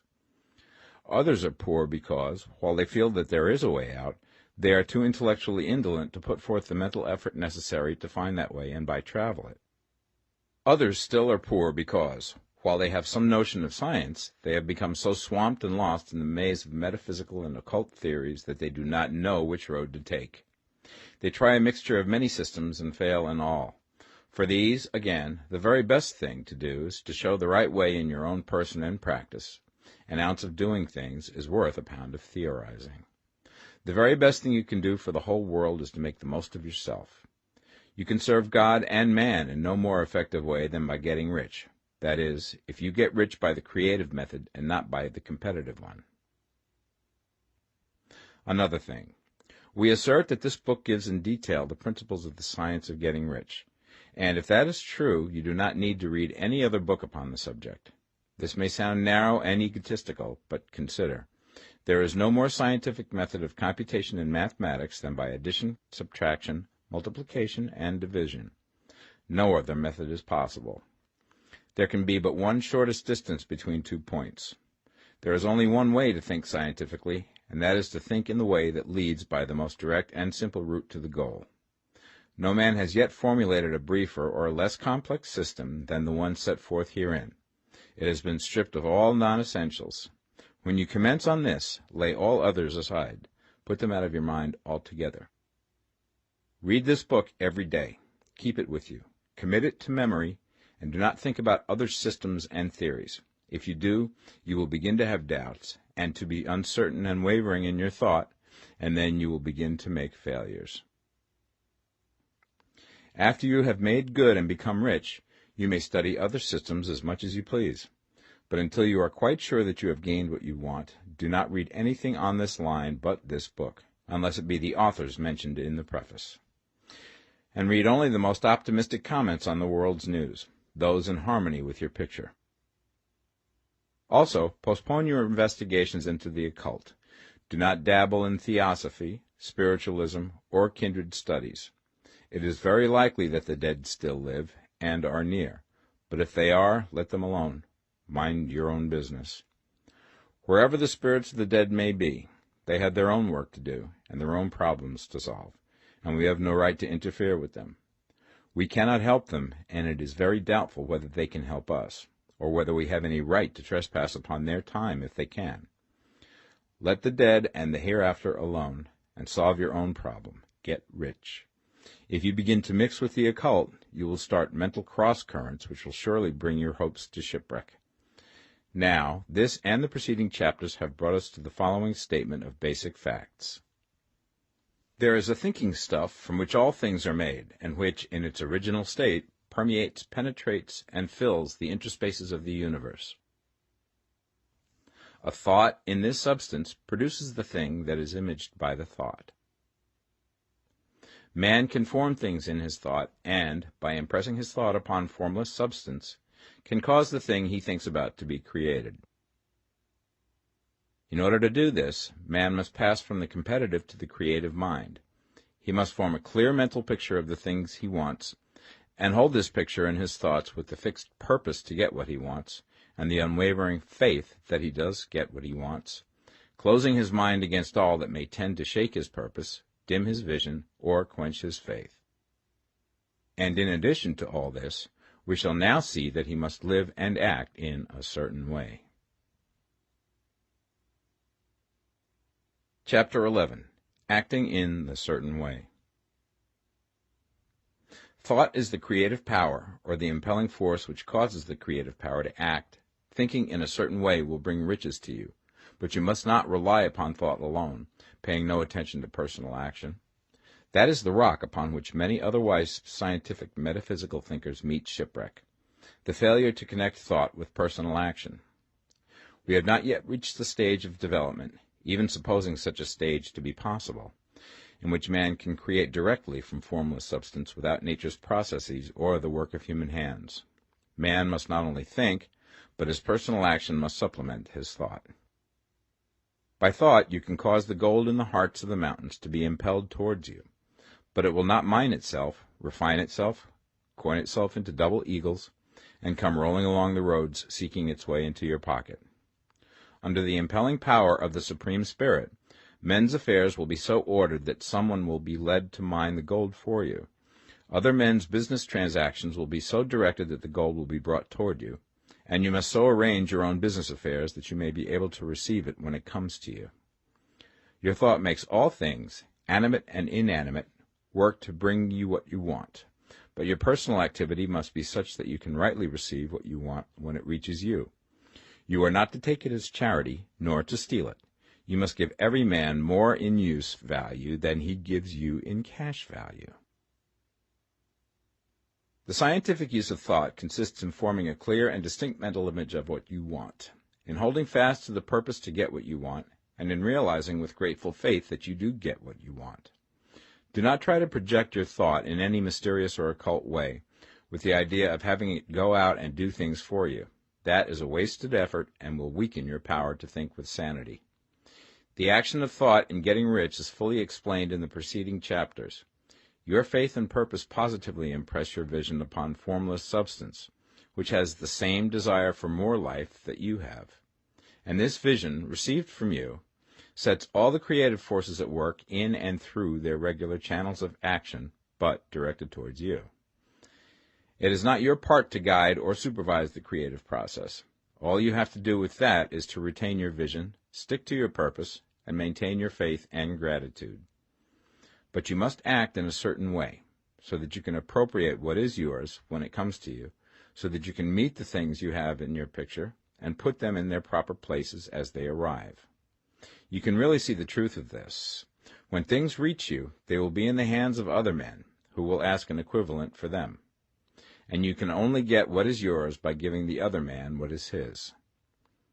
Your pocketbook is not going to be transformed into a Fortunata's purse, which shall be always full of money without effort on your part. This is the crucial point in the science of getting rich, right here, where thought and personal action must be combined. There are very many people who, consciously or unconsciously, set the creative forces in action by the strength and persistence of their desires, but who remain poor because they do not provide for the reception of the thing they want when it comes. By thought, the thing you want is brought to you. By action, you receive it. Whatever your action is to be, it is evident that you must act now. You cannot act in the past, and it is essential to the clearness of your mental vision that you dismiss the past from your mind.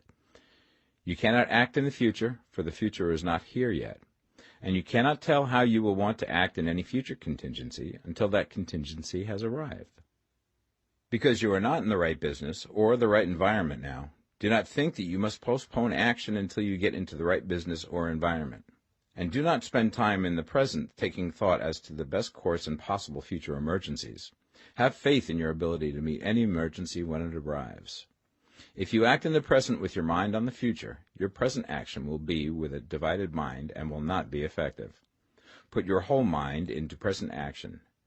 Do not give your creative impulse to original substance, and then sit down and wait for results. If you do, you will never get them. Act now. There is never any time but now, and there never will be any time but now. If you are ever to begin to make ready for the reception of what you want, you must begin now. And your action, whatever it is, must most likely be in your present business or employment, and must be upon the persons and things in your present environment. You cannot act where you are not, you cannot act where you have been, and you cannot act where you are going to be. You can act only where you are. Do not bother as to whether yesterday's work was well done or ill done. Do today's work well. Do not try to do tomorrow's work now. There will be plenty of time to do that when you get to it. Do not try, by occult or mystical means, to act on people or things that are out of your reach. Do not wait for a change of environment. Before you act, get a change of environment by action. You can so act upon the environment in which you are now, as to cause yourself to be transferred to a better environment. Hold with faith and purpose the vision of yourself in the better environment, but act upon your present environment with all your heart and with all your strength and with all your mind. Do not spend any time in daydreaming or castle building. Hold to the one vision of what you want and act now. Do not cast about seeking some new thing to do, or some strange, unusual, or remarkable action to perform as a first step towards getting rich. It is probable that your actions, at least for some time to come, will be those you have been performing for some time past, but you are to begin now to perform these actions in a certain way, which will surely make you rich. If you are engaged in some business and feel that it is not the right one for you, do not wait until you get into the right business before you begin to act. Do not feel discouraged or sit down and lament because you are misplaced. No man was ever so misplaced that he could not find the right place, and no man ever became so involved in the wrong business but that he could get into the right business. Hold the vision of yourself in the right business, with the purpose to get into it, and the faith that you will get into it, and are getting into it, but act in your present business. Use your present business as the means of getting a better one, and use your present environment as the means of getting into a better one. Your vision of the right business, if held with faith and purpose, will cause the Supreme to move the right business towards you, and your action, if performed in a certain way, will cause you to move towards the business. If you are an employee or wage earner and feel that you must change places in order to get what you want, do not project your thought into space and rely upon it to get you another job. It will probably fail to do so. Hold the vision of yourself in the job you want, while you act with faith and purpose on the job you have, and you will certainly get the job you want. Your vision and faith will set the creative force in motion to bring it toward you, and your action will cause the forces in your own environment to move you toward the place you want. In closing this chapter, we will add another statement to our syllabus. There is the thinking stuff from which all things are made, and which, in its original state, permeates, penetrates, and fills the interspaces of the universe. A thought in this substance produces the thing that is imaged by the thought. Man can form things in his thought, and, by impressing his thought upon formless substance, can cause the thing he thinks about to be created. In order to do this, man must pass from the competitive to the creative mind. He must form a clear mental picture of the thing he wants, and hold this picture in his thoughts with the fixed purpose to get what he wants, and the unwavering faith that he does get what he wants, closing his mind to all that may tend to shake his purpose, dim his vision, or quench his faith. That he may receive what he wants when it comes, man must act now upon the people and things in his present environment. Chapter 12. Efficient Action. You must use your thought as directed in previous chapters, and begin to do what you can do where you are, and you must do all that you can do where you are. You can advance only by being larger than your present place, and no man is larger than his present place who leaves undone any of the work pertaining to that place. The world is advanced only by those who more than fill their present places. If no man quite filled his present place, you can see that there must be a going backward in everything. Those who do not quite fill their present places are dead weight upon society, government, commerce, and industry. They must be carried along by others at a great expense. The progress of the world is retarded only by those who do not fill the places they are holding. They belong to a former age and a lower stage or plane of life, and their tendency is towards degeneration. No society could advance if every man was smaller than his place. Social evolution is guided by the law of physical and mental evolution. In the animal world, evolution is caused by excess of life. When an organism has more life than can be expressed in the function of its own plane, it develops the organs of a higher plane, and a new species is originated. There never would have been new species had there not been organisms which more than filled their places. The law is exactly the same for you. Your getting rich depends upon your applying this principle to your own affairs. Every day is either a successful day or a day of failure, and it is the successful days which get you what you want. If every day is a failure, you can never get rich, while if every day is a success, you cannot fail to get rich. If there is something that may be done today, and you do not do it, you have failed in so far as that thing is concerned, and the consequences may be more disastrous than you imagine. You cannot foresee the results of even the most trivial act. You do not know the workings of all the forces that have been set moving in your behalf. Much may be depending on your doing some simple act. It may be the very thing which is to open the door of opportunity to very great possibilities. You can never know all the combinations which Supreme Intelligence is making for you in the world of things and of human affairs. Your neglect or failure to do some small thing may cause a long delay in getting what you want. Do, every day, all that can be done that day. There is, however, a limitation or qualification of the above that you must take into account. You are not to overwork, not to rush blindly into your business in the effort to do the greatest possible number of things in the shortest possible time. You are not to try to do tomorrow's work today, nor to do a week's work in a day. It is really not the number of things you do, but the efficiency of each separate action that counts. Every act is, in itself, either a success or a failure. Every act is, in itself, either effective or inefficient. Every inefficient act is a failure, and if you spend your life in doing inefficient acts, your whole life will be a failure. The more things you do, the worse for you if all your acts are inefficient ones. On the other hand, every efficient act is a success in itself, and if every act of your life is an efficient one, your whole life must be a success. The cause of failure is doing too many things in an inefficient manner, and not doing enough things in an efficient manner. You will see that it is a self-evident proposition that if you do not do any inefficient acts, and if you do a sufficient number of efficient acts, you will become rich. If, now, it is possible for you to make each act an efficient one, you see again that the getting of riches is reduced to an exact science, like mathematics. The matter turns, then, on the questions whether you can make each separate act a success in itself, and this you certainly can do. You can make each act a success because all power is working with you, and all power cannot fail. Power is at your service, and to make each act efficient, you have only to put power into it. Every action is either strong or weak, and when everyone is strong, you are acting in a certain way, which will make you rich. Every act can be made strong and efficient by holding your vision while you are doing it, and putting the whole power of your faith and purpose into it. It is at this point that the people fail who separate mental power from personal action. They use the power of the mind in one place and at one time, and they act in another place at another time. So their acts are not successful in themselves. Too many of them are inefficient. But if all power goes into every act, no matter how commonplace, every act will be a success in itself. And as in the nature of things, every success opens the way to other successes, your progress towards what you want, and the progress of what you want toward you, will become increasingly rapid. Remember that successful action is cumulative in its results.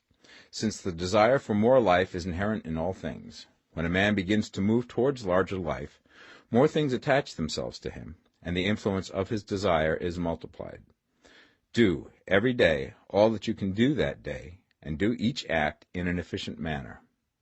In saying that you must hold your vision while you are doing each act, however trivial or commonplace, I do not mean to say that it is necessary at all times to see the vision distinctly to its smallest details.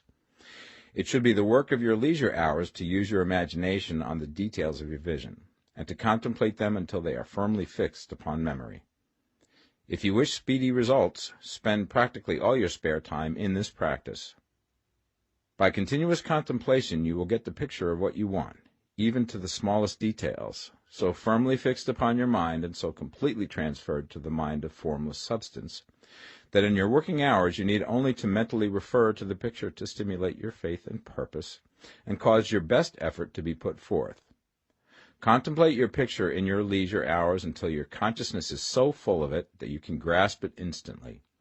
You will become so enthused with its bright promises that the mere thought of it will call forth the strongest energies of your whole being. Let us again repeat our syllabus, and by slightly changing the closing statements, bring it to the point we have now reached. There is a thinking stuff from which all things are made, and which, in its original state, permeates, penetrates, and fills the interspaces of the universe. A thought in this substance produces the thing that is imaged by the thought. Man can form things in his thought, and, by impressing his thought upon formless substance, can cause the thing he thinks about to be created. In order to do this, man must pass from competitive to the creative mind. He must form a clear mental picture of the thing he wants, and do, with faith and purpose, all that can be done each day, doing each separate thing in an efficient manner. Chapter 13. Getting into the right business. Success in any particular business depends for one thing upon your possessing in a well-developed state the faculties required in that business. Without good musical faculty, no one can succeed as a teacher of music. Without well-developed mechanical faculties, no one can achieve great success in any of the mechanical trades. Without tact and the commercial faculties, no one can succeed in the mercantile pursuits. But to possess in a well-developed state the faculties required in your particular vocation does not ensure getting rich. There are musicians who have remarkable talent and who yet remain poor. There are blacksmiths, carpenters, and so on who have excellent mechanical ability, but who do not get rich. And there are merchants with good faculties for dealing with men who nevertheless fail. The different faculties are tools. It is essential to have good tools, but it is also essential that the tools should be used in the right way. One man can take a sharp saw, a square, a good plane, and so on, and build a handsome article of furniture. Another man can take the same tools and set to work to duplicate the article, but his production will be a botch. He does not know how to use good tools in a successful way. The various faculties of your mind are the tools with which you must do the work which is to make you rich. It will be easier for you to succeed if you get into a business for which you are well equipped with mental tools.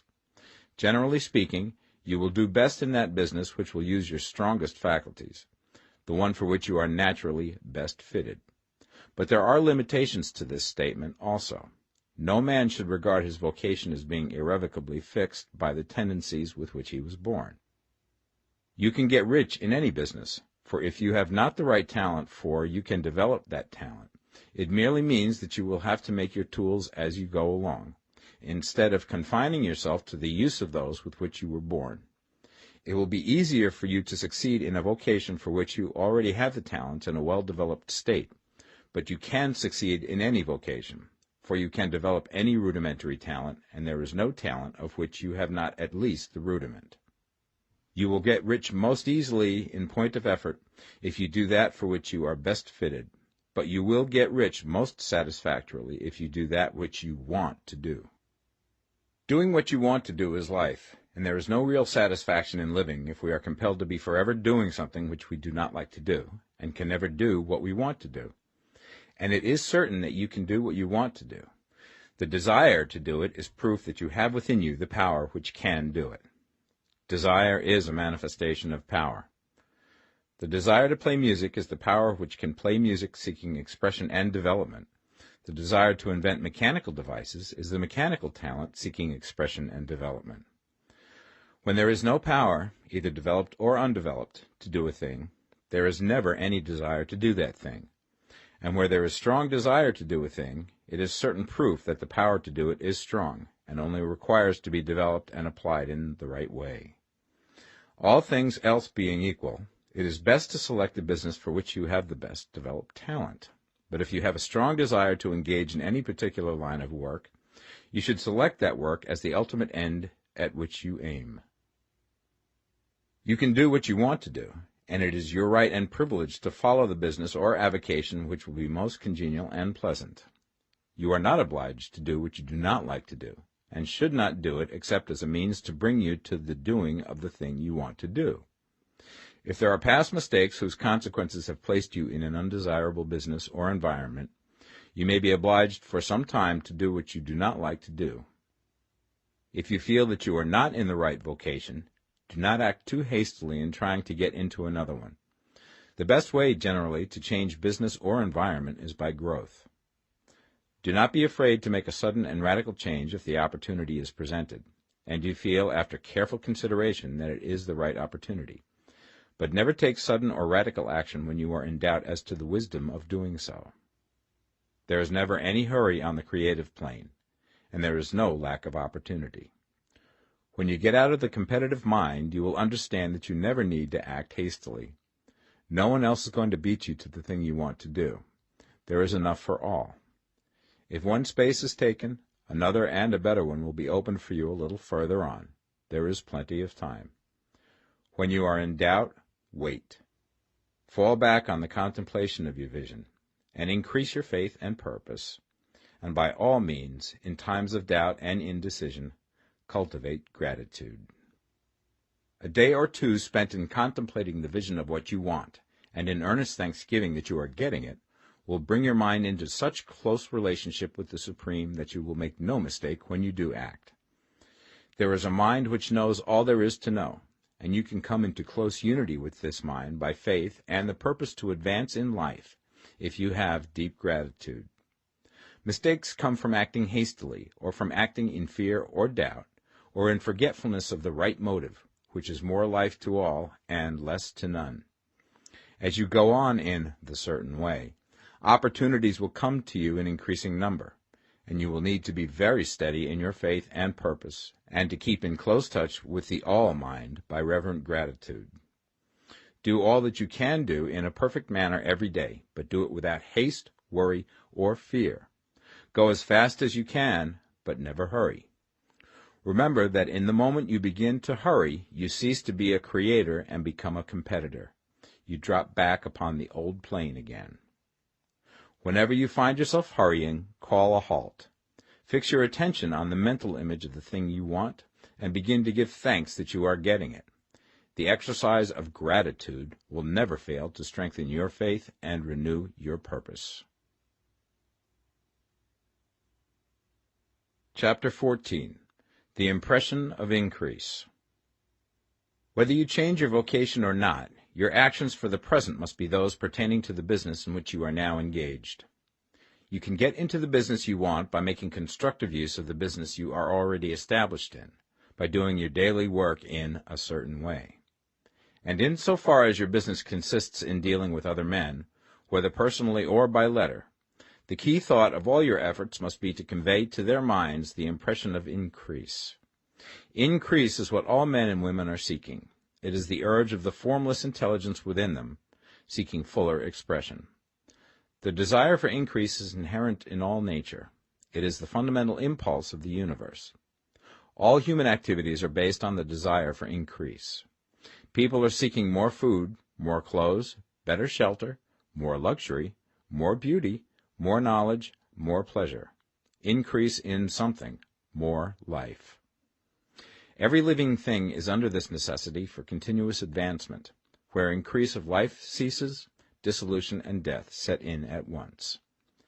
Man instinctively knows this, and hence he is forever seeking more. This law of perpetual increase is set forth by Jesus in the parable of the talents. Only those who gain more retain any. From him who hath not shall be taken away even that which he hath. The normal desire for increased wealth is not an evil or a reprehensible thing. It is simply the desire for more abundant life. It is aspiration. And because it is the deepest instinct of their natures, all men and women are attracted to him who can give them more of the means of life. In following the certain way, you are getting continuous increase for yourself, and you are giving it to all with whom you deal. You are a creative center from which increase is given off to all. Be sure of this, and convey assurance of the fact to every man, woman, and child with whom you come in contact. No matter how small the transaction, even if it be only the selling of a stick of candy to a little child, put into it the thought of increase, and make sure that the customer is impressed with the thought.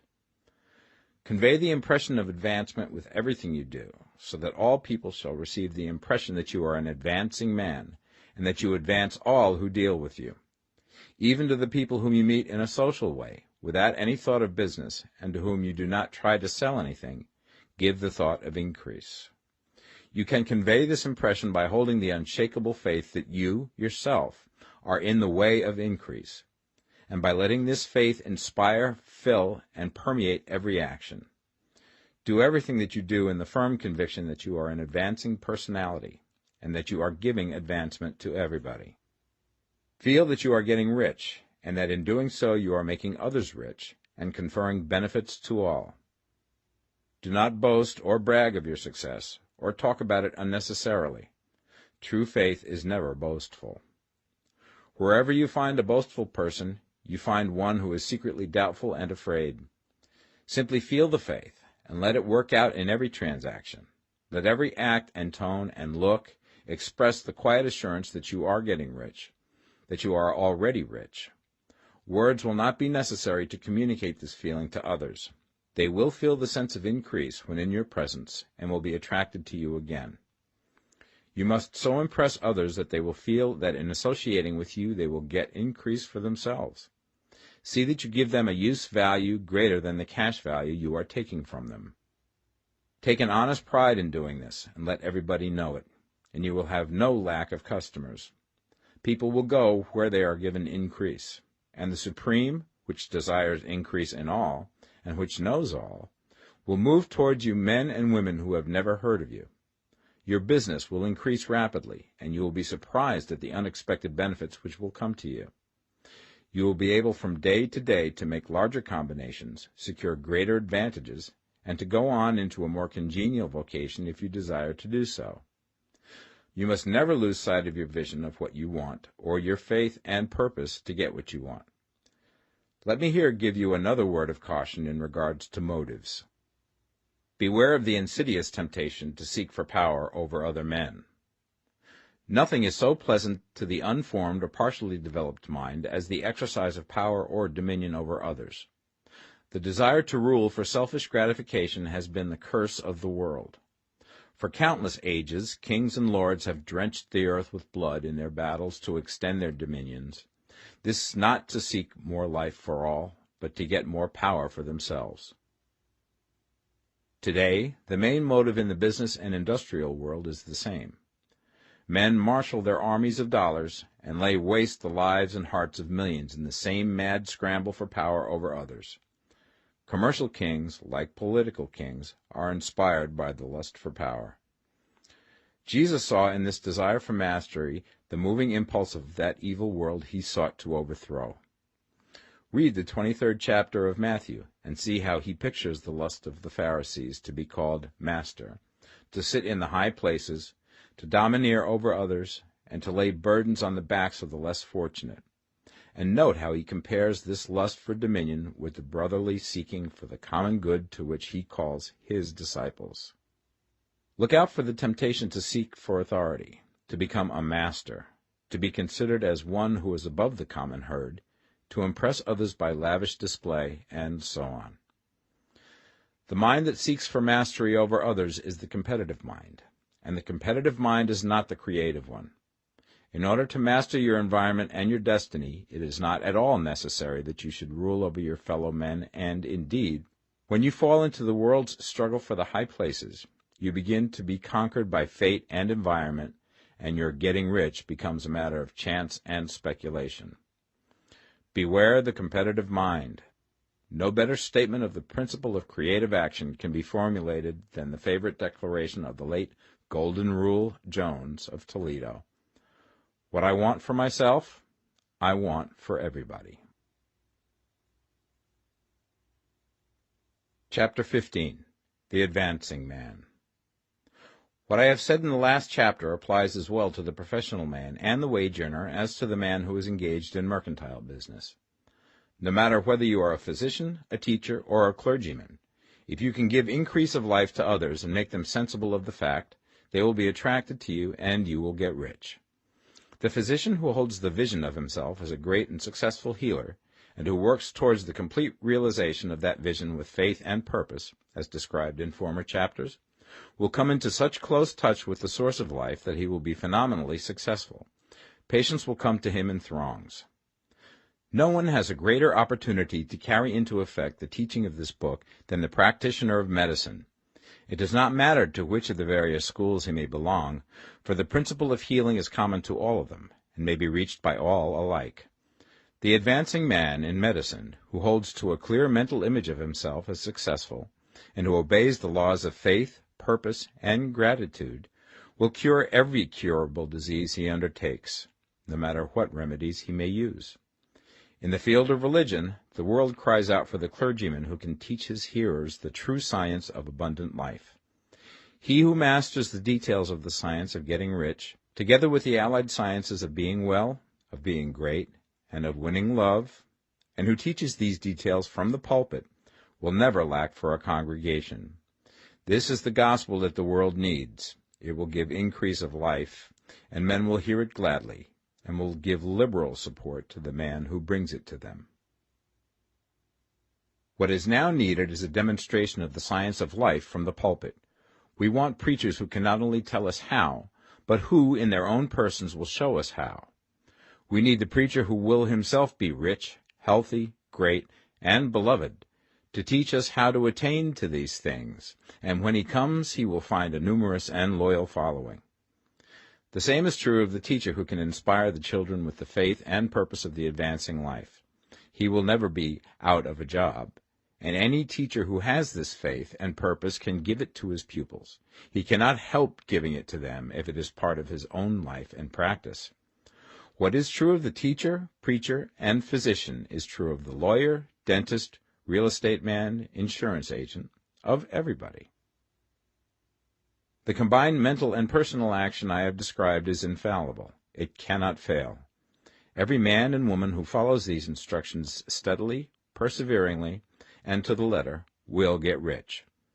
The law of the increase of life is as mathematically certain in its operation as the law of gravitation. Getting rich is an exact science. The wage earner will find this as true of his case as of any others mentioned. Do not feel that you have no chance to get rich because you are working where there is no visible opportunity for advancement, where wages are small and the cost of living high. Form your clear mental vision of what you want and begin to act with faith and purpose. Do the work that you can do every day and do each piece of work in a perfectly successful manner. Put the power of success and the purpose to get rich into everything that you do. But do not do this merely with the idea of currying favor with your employer in the hopes that he or those above you will see your good work and advance you. It is not likely that they will do so. The man who is merely a good workman, filling his place to the very best of his ability, and satisfied with that, is valuable to his employer, and it is not to the employer's interest to promote him. He is worth more where he is. To secure advancement, something more is necessary than to be too large for your place. The man who is certain to advance is the one who is too big for his place, and who has a clear concept of what he wants to be, who knows that he can become what he wants to be, and who is determined to be what he wants to be. Do not try to more than fill your present place with a view to pleasing your employer. Do it with the idea of advancing yourself. Hold the faith and purpose of increase during work hours, after work hours, and before work hours. Hold it in such a way that every person who comes in contact with you, whether foreman, fellow workman, or social acquaintance, will feel the power of purpose radiating from you, so that everyone will get the sense of advancement and increase from you. Men will be attracted to you, and if there is no possibility for advancement in your present job, you will very soon see an opportunity to take another job. There is a power which never fails to present opportunity to the advancing man who is moving in obedience to law. God cannot help helping you if you act in a certain way. He must do so in order to help himself. There is nothing in your circumstances or in the industrial situation that can keep you down. If you cannot get rich working for the Steel Trust, you can get rich on a 10-acre farm. And if you begin to move in the certain way, you will certainly escape from the clutches of the Steel Trust and get on to the farm or wherever else you wish to be. If a few thousands of its employees would enter upon the certain way, the Steel Trust would soon be in a bad plight. It would have to give its working men more opportunity or go out of business. Nobody has to work for a trust. The trusts can keep men in so-called hopeless conditions only so long as there are men who are too ignorant to know of the science of getting rich, or too intellectually slothful to practice it. Begin this way of thinking and acting, and your faith and purpose will make you quick to see any opportunity to better your condition. Such opportunities will speedily come, for the Supreme, working in all and working for you, will bring them before you. Do not wait for an opportunity to be all that you want to be. When an opportunity to be more than you are now is presented, and you feel impelled toward it, take it. It will be the first step towards a greater opportunity. There is no such thing possible in this universe as a lack of opportunities for the man who is living the advancing life. It is inherent in the constitution of the cosmos that all things shall be for him and work together for his good, and he must certainly get rich if he acts and thinks in a certain way. So let wage-earning men and women study this book with great care, and enter with confidence upon the course of action it prescribes. It will not fail. Chapter 16. Some Cautions and Concluding Observations. Many people will scoff at the idea that there is an exact science of getting rich. Holding the impression that the supply of wealth is limited, they will insist that social and governmental institutions must be changed before even any considerable number of people can acquire a competence. But this is not true. It is true that existing governments keep the masses in poverty, but this is because the masses do not think and act in the certain way. If the masses begin to move forward as suggested in this book, neither governments nor industrial systems can check them. All systems must be modified to accommodate the forward movement. If the people have the advancing mind, have the faith that they can become rich, and move forward with the fixed purpose to become rich, nothing can possibly keep them in poverty. Individuals may enter upon the certain way at any time and under any government, and may make themselves rich. And when any considerable number of individuals do so under any government, they will cause the system to be so modified as to open the way for others. The more men who get rich on the competitive plane, the worse for others. The more who get rich on the creative plane, the better for others. The economic salvation of the masses can only be accomplished by getting a large number of people to practice the scientific method set down in this book and become rich. These will show others the way and inspire them with a desire for real life, with the faith it can be attained, and with the purpose to attain it. For the present, however, it is enough to know that neither the government under which you live nor the capitalistic or competitive system of industry can keep you from getting rich. When you enter upon the creative plane of thought, you will rise above all these things and become a citizen of another kingdom. But remember that your thought must be held upon the creative plane. You are never for an instant to be betrayed into regarding the supply as limited, or into acting on the moral level of competition.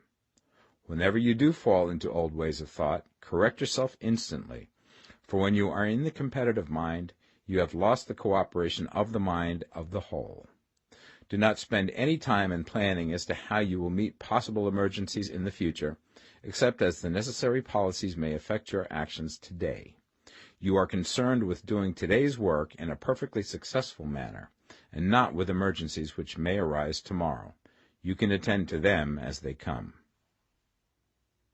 Do not concern yourself with questions as to how you shall surmount obstacles which may loom upon your business horizon, unless you can see plainly that your course must be altered today in order to avoid them. No matter how tremendous an obstruction may appear at a distance, you will find that if you go on in the certain way, it will disappear as you approach it, or that a way over, through, or around it will appear. No possible combination of circumstances can defeat a man or woman who is proceeding to get rich along strictly scientific lines. No man or woman who obeys the law can fail to get rich, any more than one can multiply 2 by 2 and fail to get 4. Give no anxious thought to possible disasters, obstacles, panics, or unfavorable combinations of circumstances. It is time enough to meet such things when they present themselves before you in the immediate present, and you will find that every difficulty carries with it the wherewithal for its overcoming. Guard your speech. Never speak of yourself, your affairs, or of anything else in a discouraged or discouraging way. Never admit the possibility of failure, or speak in a way that infers failure as a possibility. Never speak of times as being hard, or of business conditions as being doubtful. Times may be hard and business doubtful for those who are on the competitive plane, but they can never be so for you. You can create what you want, and you are above fear.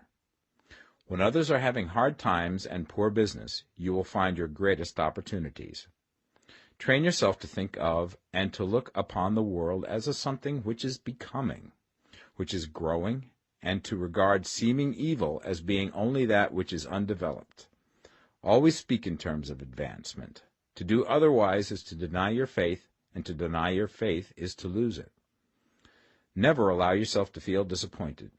You may expect to have a certain thing at a certain time, and not get it at that time, and this will appear to you like failure. But if you hold to your faith, you will find that the failure is only apparent. Go on in the certain way, and if you do not receive that thing, you will receive something so much better that you will see that the seeming failure was really a great success.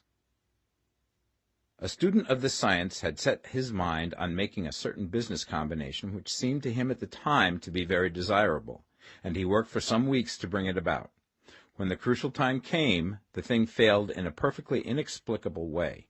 It was as if some unseen influence had been working secretly against him. He was not disappointed.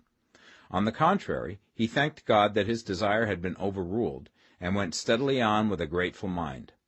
In a few weeks an opportunity so much better came his way that he would not have made the first deal on any account, and he saw that a mind which knew more than he knew had prevented him from losing the greater good by entangling himself with the lesser.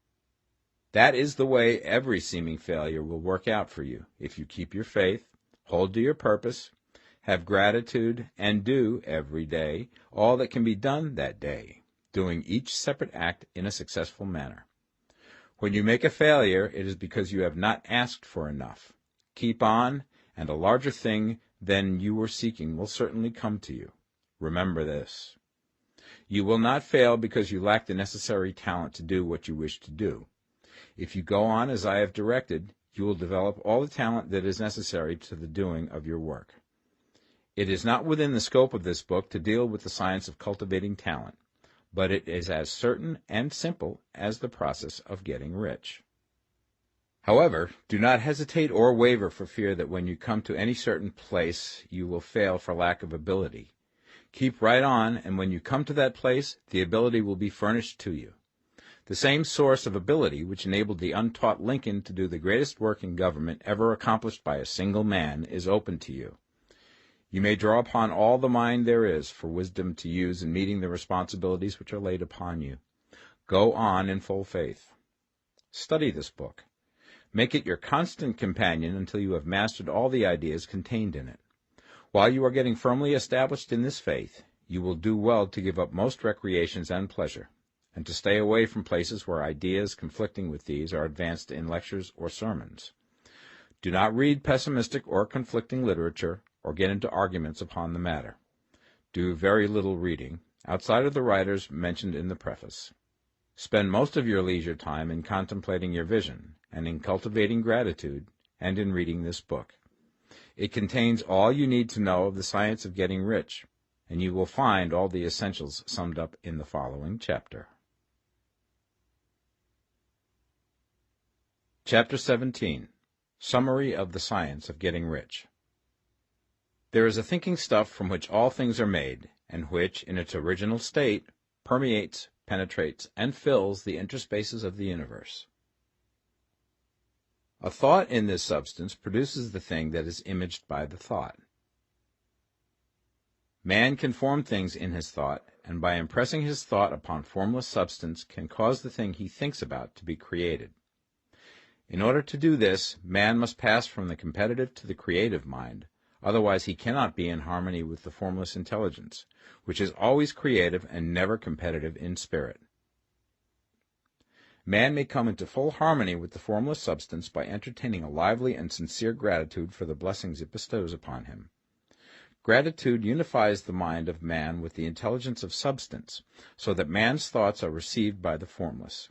Man can remain upon the creative plane only by uniting himself with the formless intelligence through a deep and continuing feeling of gratitude. Man must form a clear and definite mental image of the things he wishes to have, to do, or to become, and he must hold this mental image in his thoughts, while being deeply grateful to the Supreme that all his desires are granted to him. The man who wishes to get rich must spend his leisure hours in contemplating his vision, and in earnest thanksgiving that the reality is being given to him. Too much stress cannot be laid on the importance of frequent contemplation of the mental image, coupled with unwavering faith and devout gratitude. This is the process by which the impression is given to the formless, and the creative forces set in motion. The creative energy works through the established channels of natural growth, and of the industry and social order. All that is included in his mental image will surely be brought to the man who follows the instructions given above, and whose faith does not waver. What he wants will come to him through the ways of established trade and commerce. In order to receive his own when it shall come to him, man must be active, and this activity can only consist in more than filling his present place. He must keep in mind the purpose to get rich through the realization of his mental image. and he must do every day all that can be done that day, taking care to do each act in a successful manner. He must give to every man a use value in excess of the cash value he receives, so that each transaction makes for more life, and he must so hold the advancing thought that the impression of increase will be communicated to all with whom he comes in contact. The men and women who practice the foregoing instructions will certainly get rich, and the riches they receive will be in exact proportion to the definiteness of their vision, the fixity of their purpose, the steadiness of their faith, and the depth of their gratitude.